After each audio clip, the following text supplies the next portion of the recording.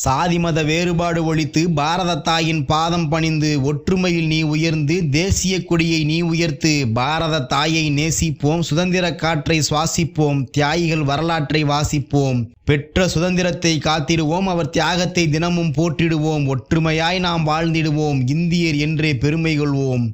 பிறந்த பிறப்பினை நலமாக்கி, பண்பினில் மனிதனை வளமாக்கி, நிறைந்த சேவையை நிகழ்வாக்கி, நன்றியை நெஞ்சினில் மிக தேக்கி. பேசியது சுருக்கம், கருத்தோ பெருக்கம், இனி தேவையில்லை விளக்கம். வாய்ப்பிற்கு நன்றி, வணக்கம்.